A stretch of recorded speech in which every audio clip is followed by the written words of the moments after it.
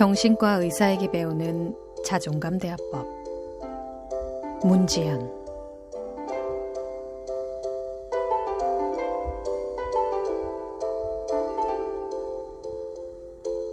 어떻게 하면 제대로 말할 수 있을까 고민하는 사람들을 가만히 들여다보면 재미있는 현상을 발견할 수 있습니다.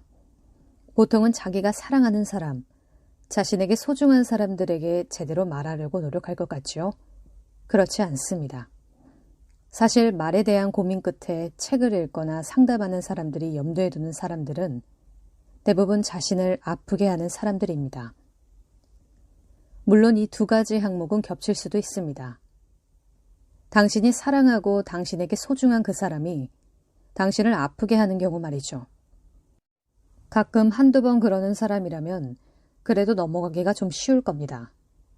그러나 그야말로 상습범인 경우라면 견디기가 참 힘듭니다. 가까운 사이일수록 상대방이 입히는 상처는 더 깊게 파이기 마련이기 때문입니다. 적을 만들지 않는 대화법으로 유명한 저자 샘 호는 상처를 주는 사람을 세 가지 유형으로 나눕니다. 첫째, 자기가 상처를 준 것을 아예 모르는 유형. 둘째, 알고는 있지만 말해주어야 문제를 인식하는 유형.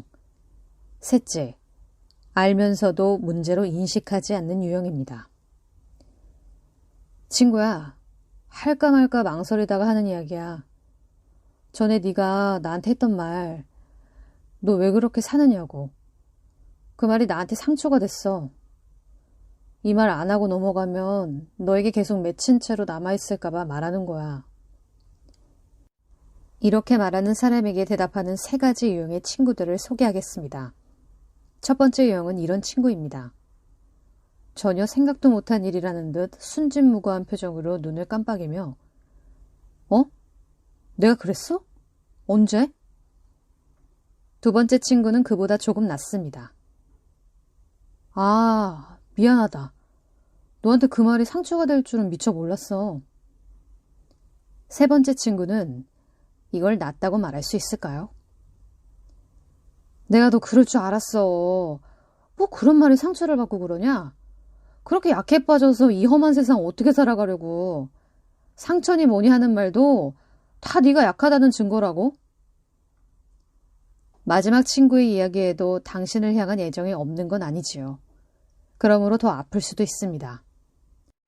그 친구의 말이 맞는 부분도 있지만 당신을 소중하게 생각한다면 당신이 느끼는 통증 역시 중요하게 생각해야 하지 않을까 하는 기대감 때문에도 더 아프게 느껴지는 겁니다. 당신을 아프게 하는 사람들과 대화를 나눌 때 기억해야 할 첫 번째 원칙은 자기가 겪는 고통에 자신의 책임이 있다는 점입니다. 이 이야기에 자동 반사적으로 발끈하는 분 있으시죠? 가뜩이나 시달려서 힘든데 이게 왜 내 책임이라는 거죠? 이렇게 반응하는 사람들의 주변에는 분명 아픈 곳을 마구 찔러대는 한두 명 혹은 그 이상의 사람들이 있을 겁니다. 한 발 더 나아가 피해의식과 상처로 가득한 반응을 보이는 분도 있을지 모릅니다. 내가 모자란 구석이 있으니까 그런 사람을 곁에 두고 있는 거라는 소리군. 그래요. 그렇게 들릴 수 있습니다. 당신이 느끼는 아픔에 당신 책임이 있다는 말은 지친 당신을 달래기는커녕 상처에 소금을 뿌리는 일이 될 수도 있습니다. 그렇지만 이 말은 당신에게 상처를 준 그 사람이 당신 삶에 들어온 것이나 그 사람이 당신에게 한 말과 행동이 전적으로 당신 책임이라는 말은 아닙니다. 우리는 상처를 상처로 받아들이는 일에 대해서 책임져야 한다는 뜻입니다. 당신에게 상처를 주고자 작정하고 달려든 사람이 온전한 판단력으로 심사숙고한 끝에 말을 했을 리는 없겠지요. 그러니 그 사람이 했던 말들이 당신을 스쳐 지나가도록 내버려둘 필요가 있습니다. 그 말들을 끌어당겨 귀에 담고 가슴에 묻을 필요가 전혀 없습니다. 상처가 되는 말이라고 해도 사람마다 와닿는 건 다 다릅니다. 여기에 사람이 왜 그러냐 같은 말을 들은 사람이 있습니다. 그래도 자신이 비교적 괜찮은 편이라고 생각하는 사람이라면 사람이 왜 그 모양이냐고 하는 얘기가 들려오더라도 흘려보내기 쉬울 겁니다. 듣는 순간에는 기분이 좀 나쁘긴 하겠지만요. 그런 이야기를 들으면서 기분이 좋다면 피약성이 높은 사람일 테니까요. 그렇지만 그 말을 곱씹고 묵상하면서 그래, 나는 도대체 왜 이 모양일까? 같은 자책 모드에는 들어가지는 않을 겁니다. 이것이 상처를 상처로 받아들이는 데 있어서 당신이 감당해야 할 역할입니다. 당신 영혼에 피가 되고 살이 되는 말이 아닌 바에는 당신을 지나 흘러가 버리도록 옆으로 비켜설 필요가 있습니다. 상처를 상처로 받아들이는 당신의 책임 외에 당신이 져야 할 책임이 하나 더 있습니다. 그것은 바로 다쳐서 쓰러진 그 자리에서 일어나야 할 책임입니다. 우리가 살면서 만나는 그 어떤 상처보다 당신이 훨씬 더 큽니다. 나를 죽이지 못하는 것은 나를 강하게 한다라고 철학자 니체가 말했던가요? 적어도 당신에게는 말로 상처 주는 그 사람보다 당신 자신이 100배, 1000배 더 귀한 존재이므로 일어나서 다시 시작해야 할 책임이 있습니다. 상대방이 당신에게 말로 돌을 던졌을지라도 그 돌을 다 맞을 필요는 절대로 없습니다. 상대방이 돌을 던지지 못하게 하되 돌을 안 맞도록 노력하기를 동시에 진행해야 합니다. 어쩌면 온갖 노력에도 불구하고 돌에 맞을지도 모릅니다. 그렇더라도 돌에 맞은 것에만 머물러 있지는 않았으면 좋겠습니다. 물론 아프겠지요. 어쩌면 피가 날지도 모르고 치료가 필요할 정도로 깊은 상처를 입었을지도 모릅니다. 그런 당신을 돌보고 격려하기로 하는 것이 돌멩이 따위에 휘둘릴 내가 아니라는 자기 선언의 시작입니다. 아기를 갖고 침범에 들어오는 사람들과 맞서기 위한 두 번째 원칙은 당신이 받아들일 수 있는 경계가 어디까지인지를 분명히 알려주는 것입니다. 이 경계는 사람마다 다를 수 있습니다. 상대가 욕을 하는 것을 넘어서는 안 될 경계로 삼는 사람이 있고 상대방이 자신에게 이래라 저래라 하는 것을 명확한 경계의 침범으로 보는 사람도 있습니다. 아니, 당연히 욕하면 안 되는 거잖아요. 그런 이야기까지 하나하나 다 해줘야 한다는 뜻인가요? 네, 하나하나 다 해야 합니다. 상대방은 욕하는 것이 아무렇지도 않은 당신과는 아주 다른 경계를 가진 사람일 수도 있습니다. 마음을 열어주는 101가지 이야기로 유명한 작가 잭 캔필드는 이렇게 말했습니다. 원하는 바를 요청할 수 있다는 것을 알기 전까지 나는 무지와 체념 상태로 살았다. 남들의 눈밖에 나거나 껄끄러운 존재가 되지 않으려고 말없이 남들의 생각에 따랐다. 잭 캔필드처럼 사람들에게 동기부여를 하고 자기 의견을 밝히는 방법을 가르치는 사람조차 자기 경계를 분명하게 밝히는 것이 어려웠다는 고백이 한편으로는 다소 위로가 됩니다. 경계를 넘어오는 사람에게 여기서부터는 넘어와서는 안 되는 저만의 영역입니다라는 말을 할 때는 최대한 간단하게 말하는 게 좋습니다. 설명이 길어지면 상대방이 더 잘 수긍할 거라고 생각하시나요? 그건 지나치게 순진한 생각일지도 모릅니다. 당신의 경계를 잘 지켜서 상대방의 힘이 당신 쪽으로 넘어 들어오지 못하게 하는 건 주도권을 그에게서 당신에게로 가져오는 일이기도 합니다. 그러므로 힘겨루기가 들어가고 여기서 이기기 위해서는 짧고 굵은 선언이 필요합니다. 경계를 지키기 위한 시도는 바로 다음에 나오는 세 번째 원칙인 표현과 연결됩니다. 상처를 주는 사람들과 제대로 소통하기 위한 세 번째 원칙은 아프다는 것을 솔직하게 표현하는 것입니다. 상대방이 경계선을 넘어 들어와서 당신이 아픔을 느낀다면 분명하게 말해야 합니다. 소리내서 말하지 않으면 상황은 해결되지 않습니다. 그냥 나 혼자 아프고 말래.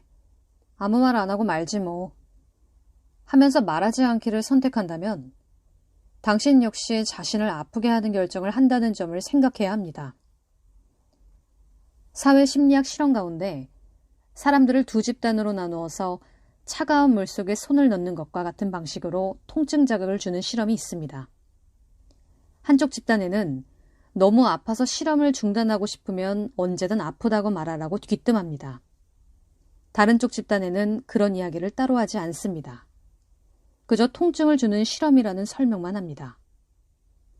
두 집단 가운데 어느 쪽이 더 오래 통증을 버텼을까요? 당연히 아프다고 말할 수 있는 집단이 더 오래 견뎠습니다. 이유가 뭘까요? 아프다고 말하는 것으로 자신에게 통증을 조절할 힘이 있다는 사실을 알고 있기 때문입니다. 그 힘을 인식함으로써 그들은 통증을 더 오래 참을 수 있었습니다. 물론 이런 실험과는 달리 우리는 세상을 살면서 아무리 아프다고 호소하고 하소연해도 아무것도 달라지지 않는 상황도 많이 만납니다. 그런데도 아프면 아프다고 말해야만 조금이라도 달라지는 상황을 기대할 수 있습니다.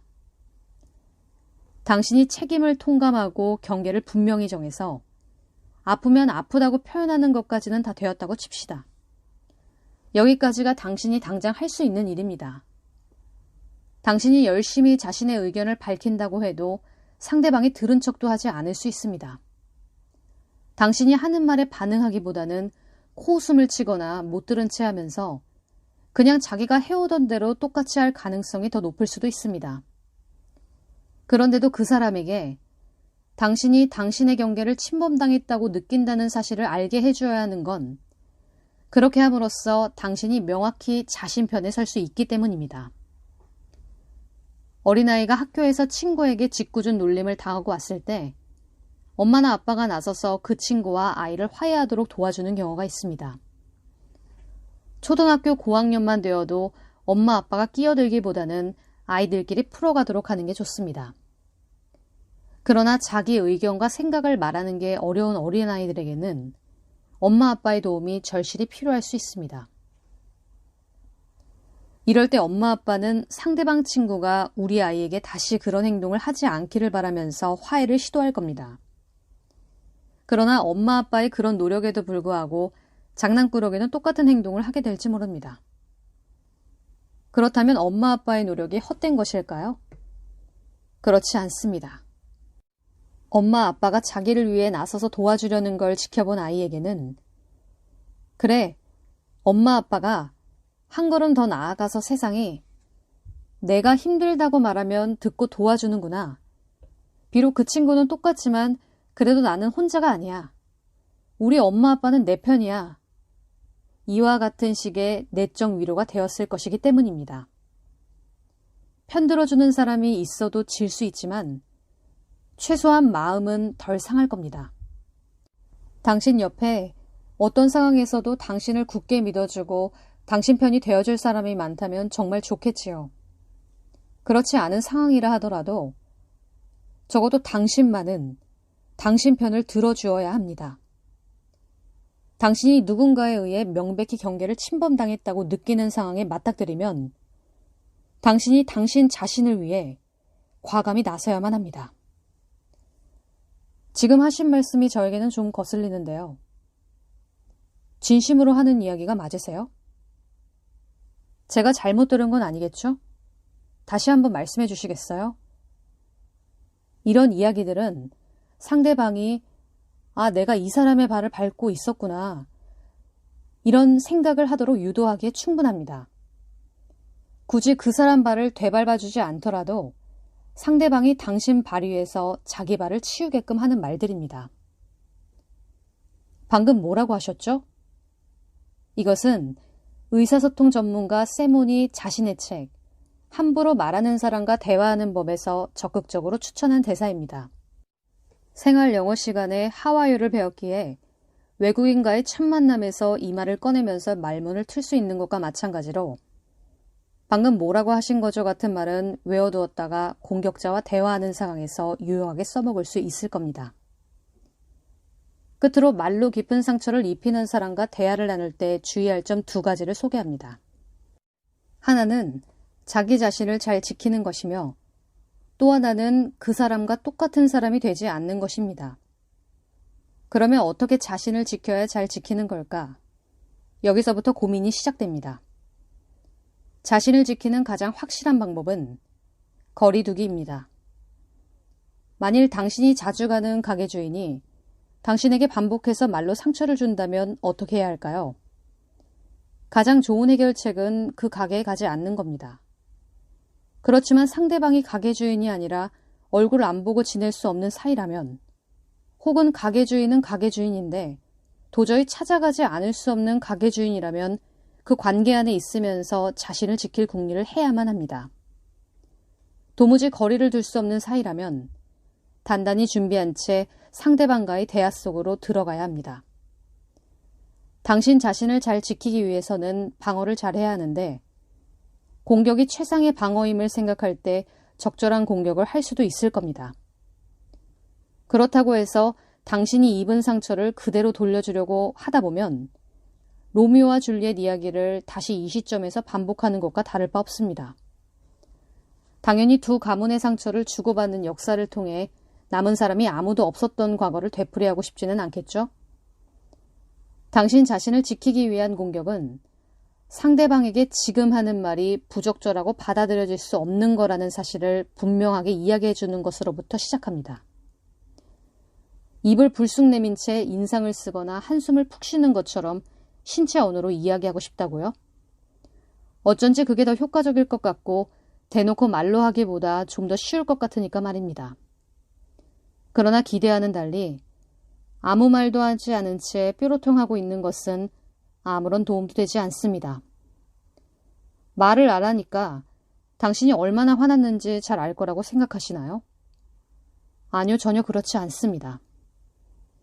자기도 모르게 당신을 찌른 사람이든 의지를 갖고 당신을 공격한 사람이든 상대방은 그냥 넘어갈 수 없는 상처를 당신에게 남긴 공격자입니다. 당신이 느끼는 고통에 공감하면서 아프냐? 나도 아프다라고 말할 수 있는 사람은 애초에 이런 식의 공격을 가하지 않았을 겁니다. 그렇기에 당신이 아무 말 안 한다는 사실을 아예 눈치채지 못하는 사람이 태반입니다. 또는 알아차렸다 하더라도 이제는 내 말을 듣고 정신을 좀 차렸나 보군. 앞으로 제 맘대로 하지 못하겠지? 같은 자기 멋대로의 생각을 하고 있을 가능성도 있습니다. 그러니 자기 생각과 감정을 최대한 또렷하게 표현해야 합니다. 이런 표현을 할 때 주의해야 할 점이 있습니다. 우선 최대한 감정을 절제해야 하고 지혜롭게 조절할 줄 알아야 합니다. 물론 말처럼 쉬운 일은 아니지요. 울지 않으려고 해도 자꾸 눈물이 쏟아지거나 목소리부터 떨려 나올지도 모릅니다. 그러나 최대 효과를 기대한다면 감정을 제어하는 노력을 꾸준히 해야 합니다. 상대방이 태생적으로 강한 공격자라면 당신이 울거나 화를 내도 공격을 멈추기는커녕 더 강력한 공격을 가해올 가능성이 있습니다. 만일 즉각적으로 어떻게 반응해야 할지 판단하기 어렵다면 다음에 이런 일이 또 있을 때 어떻게 반응할지 미리 고민하고 대비해두는 것도 좋습니다. 반복적으로 공격을 가해오는 사람을 옆에 끼고 살고 있다면 준비나 예행 연습은 필수적인 요소가 될 수밖에 없습니다. 상대방과 똑같이 돌을 던지는 사람이 되지 않겠다는 결심은 그 뒤에 따라옵니다. 니체는 이에 관해서도 우리가 항상 명심해야 할 멋진 말을 남겼습니다. 괴물과 싸우는 사람은 그 싸움 속에서 자기 자신이 괴물이 되지 않도록 조심해야 한다. 상처를 상처로 갚아주지 않겠다고 결심해야 합니다.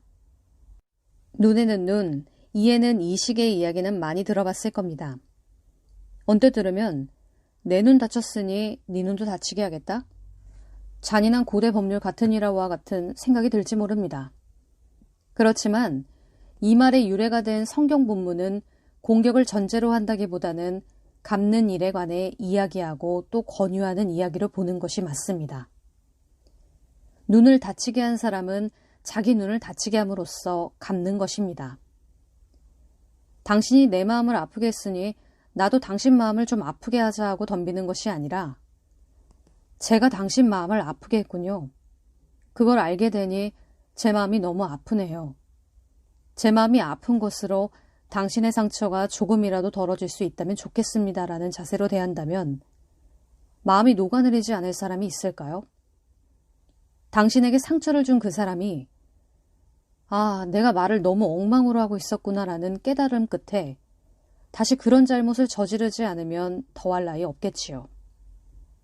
그러나 우리가 사는 세상은 천국이 아니기에 한 사람의 생각이 순식간에 바뀔 가능성은 그리 높지 않습니다.